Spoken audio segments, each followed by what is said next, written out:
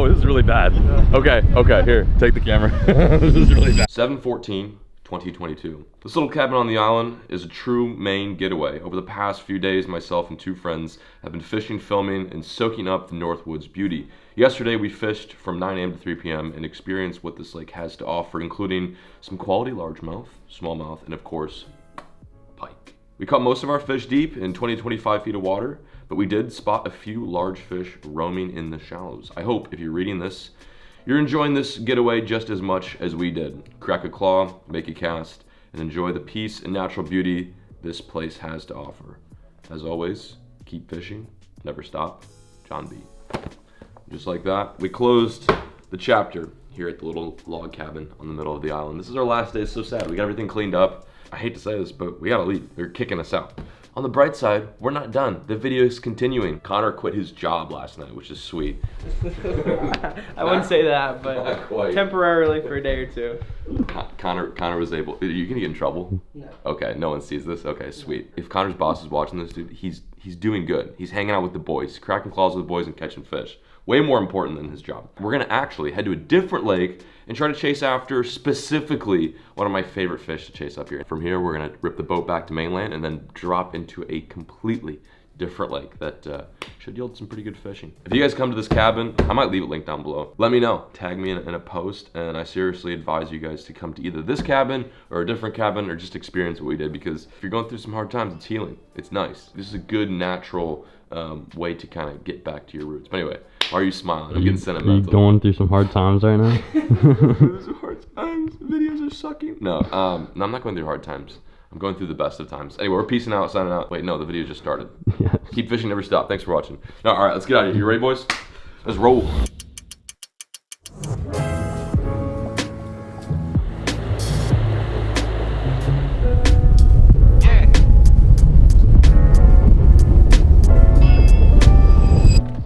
Oh, this is unfortunate. Okay, that's probably a good idea. You just open up your trunk and a cat appears. We're like getting everything packed up, just chatting, and all of a sudden a cat walks by, walks right up to us, and then just hops in my 4Runner. I don't know what that was all about. Anyway, like I said, one chapter closes, a new one opens. We are not done. We're gonna head off of this lake, put the Lund in a different lake, and see if we can go catch some big old pike. Hopefully try to avoid that cat from hopping in the 4Runner without me knowing. Is he still around? Yeah. Oh God. So we pulled up to the ramp, and I had to park the car because I saw this thing hanging from the tree, and there's like a little sign right there, and I'm like, okay, what is this? This is a trap for EAB, which is emerald ash borer. It's an invasive insect from Asia that can kill native ash trees. That's so crazy, and they apparently have a trap for it just right at the ramp. Also too, I feel like I failed to mention, if you guys want to pick up any of the apparel that we've been wearing this entire time, check the link down below. All of our performance gear is available on googensquad.com. This is some of the nicest stuff. It's very comfortable. It doesn't make you stink. Got a hoodie, of course, and then some of our models too have a built-in neck gaiter. How clutch is that? Also too, our shorts. These things are so freaking nice. These shorts are wicked comfortable, just as comfortable as our performance gear. If you guys are curious as to where you can pick any of this stuff up, googensquad.com. Use my code John B to save 10% off your entire order. Okay, ready to go, Crush? Yeah. Yeah, let's go, please.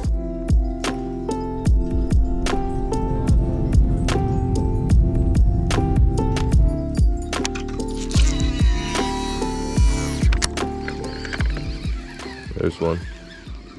I think. No. Oh. There we go. Oh, that's a decent one. There we go.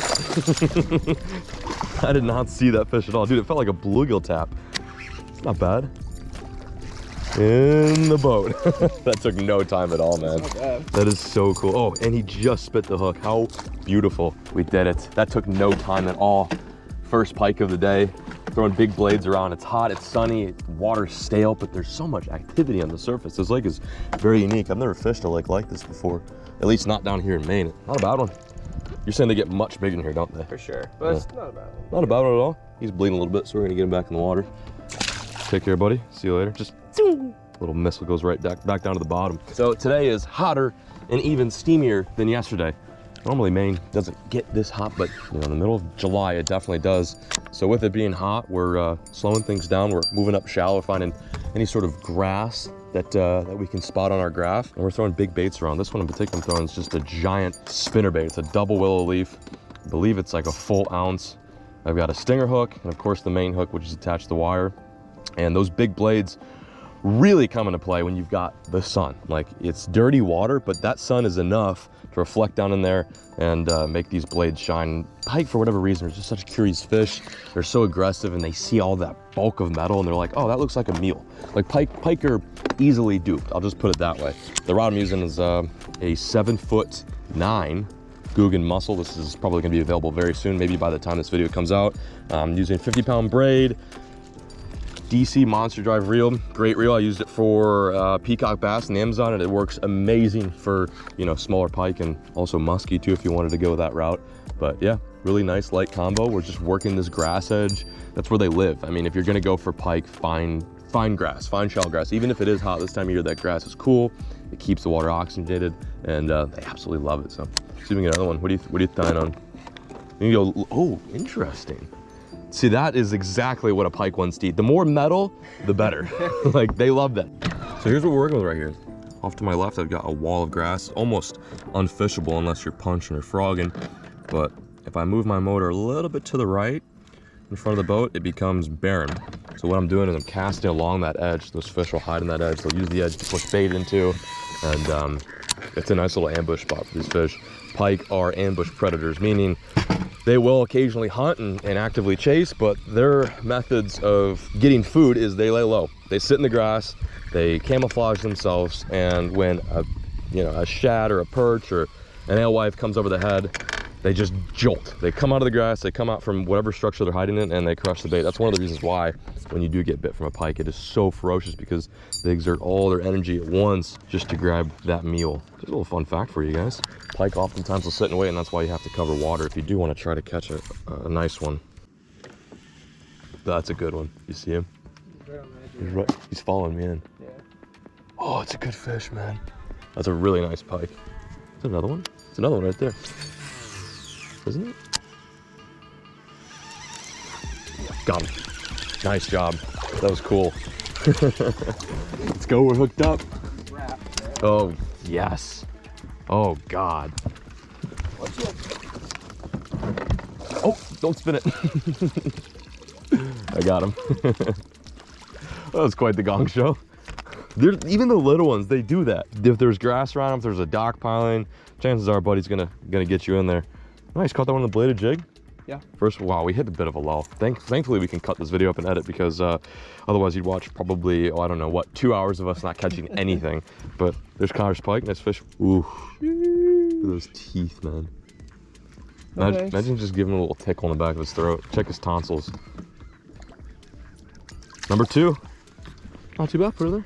Crushed it. We're fishing kind of a really, it's a specific spot. This lake is very shallow. Unlike where we've stayed the past couple of nights, this lake has not a whole lot of feature to it. It's mostly grassy and anywhere from like 9 to 10 foot. You can find like 15 foot out there. The deep water is what we're trying to relate to. So all around us is shallow. It's like 3 foot, 2 foot, choke full of grass. But right here is the river channel. This is something that I would probably fish back in Texas this time of year. The pike are using it because that water is cooler, it's deeper, and there's also bait in here too. So we're just kind of keeping ourselves in the channel, cast on either edge, and waiting for these fish to come right out of the grass to crush it. Nice job though. Let's go to a bigger one. We need like a double digit 40-incher. Like I want a gator, like an absolute gator. You're getting little tiny crocs right now. I want an absolute gator. Oh my God, is that on you? Pike? Yeah. Dude, oh my gosh. Not bad one. That was nuts. He hit on the surface? Oh, it's probably the biggest one today. Nice fish, man. Oh my God, it's gone. Yeah. That was crazy. I'm over here tweedle decking with a perch in 7 feet of water, and I just like hear this boil. I'm like, what was that? And you set the hooks, like you waited a second. I'm like, wait, what happened? That's a nice one too. Definitely our biggest one. Nice job, man. On to something, I think. Yeah, I think this is the move.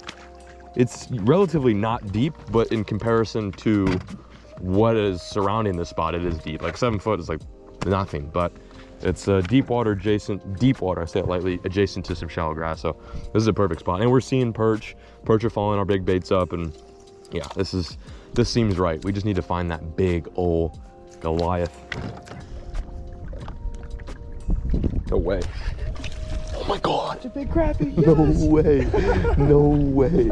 Oh my goodness. That's insane. Look at the chartreuse fins on the bottom. That is absolutely absurd. That is absolutely absurd. I can't catch a pike on a bladed jig, but I can catch a crappie. He absolutely choked it too. What an aggressive little dude.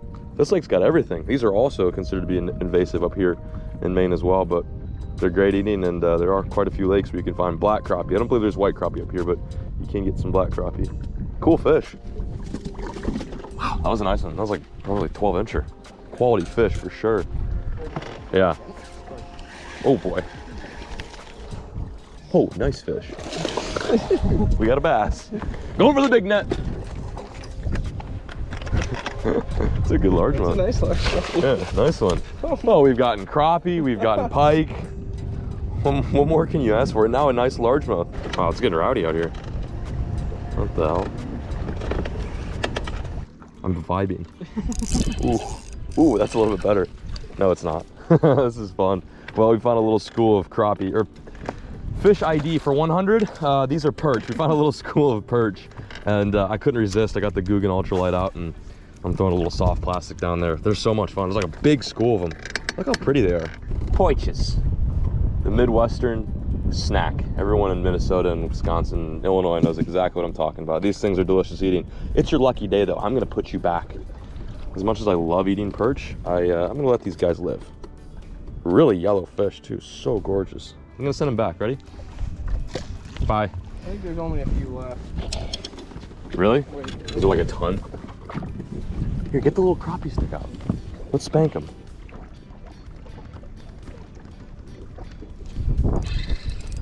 Oh, that's a nice one.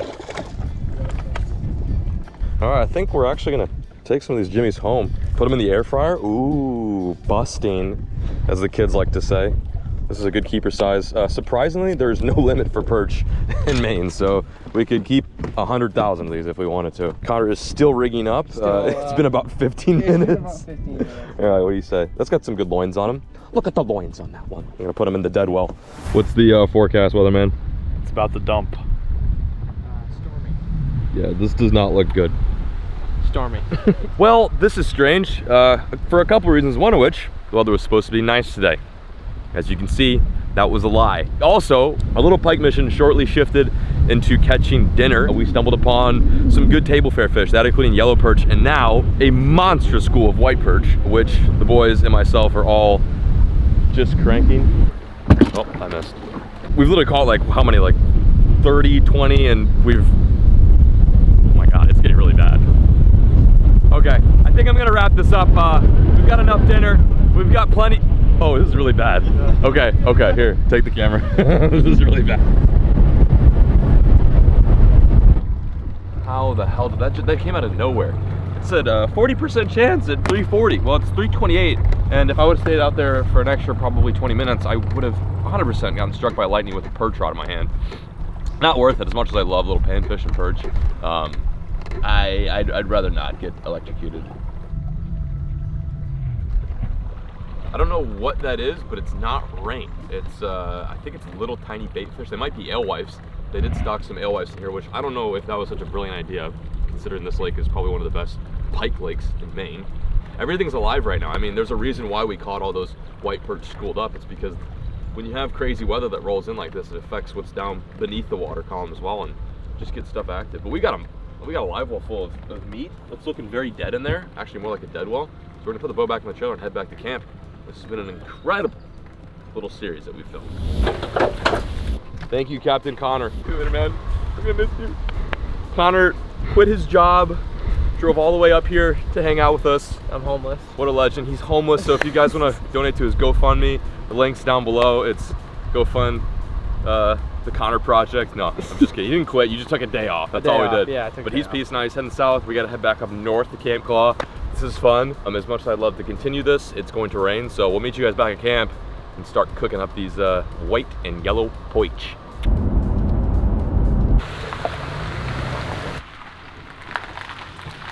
Well, we made it back to camp. We actually picked up a stranger on the way. over here. He's we grabbed lunch with him, shot the shit, and we're gonna clean these perches up. Why do they call them white perch? They're not even perch. Just to be different, I think. You know, like we call smallmouth bass, largemouth bass trash fish. You know, basically the same thing. Pickerel are what are they called? God's finest creation. Yeah, basically they're like haddock to us, basically. So that's we just. If you ever come to Maine and order a haddock sandwich, it's pickerel. One coming your way. What happened? It's just flinging everywhere. Okay, maybe this is not a good idea. Well, here's our haul from today. Nice little mixed bag of some perch and some white bass. Don't quote me on this, but I'm 99% sure you might be able to know because you live here and you've been fishing here your whole life. But there's no limit on yellow perch. No. And there's no limit on white perch. You could fill the bed of your pickup with perch if you want. What other state is there just no limit on fish? And the white perch are native. Yeah, we have lakes here that I'm pretty sure there's no limit on bass. Yeah, no, you're right. Imagine if this was just a nice largemouth. Hey guys, we're doing a largemouth catch and cook. You know, one of my favorite fish ever. We're just gonna kill them. No, that would be messed up. But these guys are really good table fare, and there is so many. Like, you can keep quite a few, and the fishery remains sustainable. So we're gonna fillet these guys up, batter them in some beer batter, and fry them in the air fryer. And Caleb is gonna have his first ever bite of a perch and a white perch. You've had them before? Yeah. I've had both, but I don't think I've ever had both simultaneously, so this would be kind of cool to compare the two fillets. Let's get to butchering and start cooking. Oh no! Bunch just came out here. Turn the bilge on. Oh, and spread. Turn the bilge on. Well, I was wondering why it was so stinky. I'm like, I know we're cleaning the fish, but I'm like, it shouldn't be that smelly. Well, lo and behold, I didn't have the plug-in for my live well, so all that perch poopy and dookie was exiting my live well and just emptying onto my nice insulated barn. There's literally like eggs on the floor. Perch eggs. This barn is never going to smell the same. Ever. You have bleach? Such a dummy. I told myself too, I'm like, if I put this boat in the barn, I have to make sure that plug is in. I didn't. You know what would get rid of that smell? What? If you just took and just put lighter fluid down on top of it and just lit it. It actually probably would. That sounds like a terrible idea given the fact that every square inch of this barn is wood. It's like a matchbox. Yeah, dude. Drop a comment. Let me know what you guys think is the white perch, and let me know what you guys think is the yellow perch. Might be pretty easy to tell, maybe not. For those of you who eat and do a lot of catch and cooks out in the wilderness, you could probably tell really easily. But we're gonna rinse these guys off real quick, very lightly, very gently. I don't have any milk, nor do I have eggs, but we'll at the very least be able to batter these boys up and get the cooking. All right, we got our panko here. I'm trying something a little bit different. This is weird. I'm on a kind of a keto kick right now, so we're doing fried pork. Caleb's shaking his head. Fried pork rind panko crumbs. It sounds really good, honestly. So we've got our fillets. Gonna mush them up.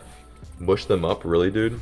Gonna coat them lightly in some of this pork rind panko. I put a little bit of paprika in there too. Nice.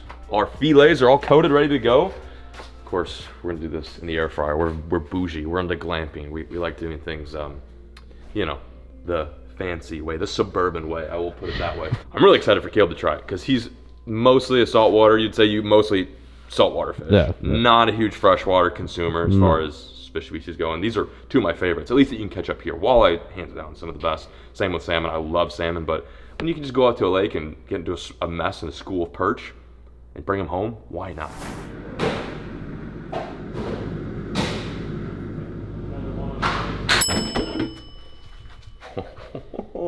As Rackley would say, look at those golden crispies. This may suck.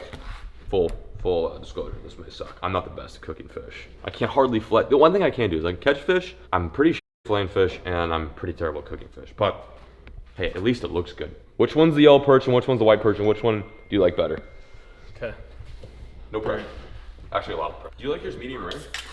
Yeah. Cold on the inside, hot on the outside. Mooing. You like your fish still Mooing. flopping. Also, it could suck. Big bone. Okay. Point in case. All right, which one is sturgeon and which one is Penobscot River Atlantic salmon? Hold on. Momentarily. He's just like, yeah, so anyway, it's awful. This is horrible. Yeah. Does it have a taste to it? Mm-hmm. Hold on. I must have given him like a rib or something like that because it's pretty bony. That one's definitely a white perch. Okay. You think that one's white perch? Mm-hmm. You make sure you don't get any bones. Yeah. They're like needles. They're super thin Yeah. and super short, so be careful. Okay, Caleb going in for the first bite. It tastes amazing. Does I'm it? gonna be honest. That tastes really good. All right, no bones. No bones. It's really good. Okay. White perch. You think that's white perch? Yeah. And then you think that's yellow? Yeah, absolutely. You'd both be right. What How would you know? You just guessed? You got fat and short, and you got long and slender. Yeah, I guess I kind of gave And it this away. one kind of was like this, like a tail. Little. Oh, yeah, Like you might this literally looks like the fin was pushed together. Yeah, there might be some fins in there, honestly. Now you guys have to tell me which one you like best. That one's fishier. Yeah. Interesting. The perches? Yeah, for sure. Huh? That right there is not a far cry from actual haddock. Like, No kidding. 100%. So It's really good. So you guys both think the white perch is better? It's good panko. Is it? You like it? Yeah. Yeah. Good breaded. Oh, wow. Not bad at all. No. The panko is ridiculous. You know what's funny? So, originally, I agree. Well, actually, I haven't had the perch yet. I just stabbed myself with a bone. The verdict's in. White perch holds the trophy and the crown over the yellow perch. If you've had both in one day, drop a comment. Let me know what you think is your favorite fish fillet. And maybe we'll do another one of these. We should do another like head-to-head, like, you know, like smallmouth bass versus largemouth bass fillets. That'd be kind of... Yeah, muskie versus pike fillets. Yeah, and then we get canceled because that just would not go over well with anglers. But anyway, I'm peacing out, signing out. Thank you guys so much for watching today's Catch and Cook Kickback vlog. This has been such an amazing trip. We've only been up here for a week, but it feels like we've been up here for a month, just based upon the fact that we've gotten so much done and filmed for you all at home. But I'm peacing out, signing out. Thank you, Wiener, so much for watching. We'll catch you in the next one. As always, folks, keep fishing, never stop.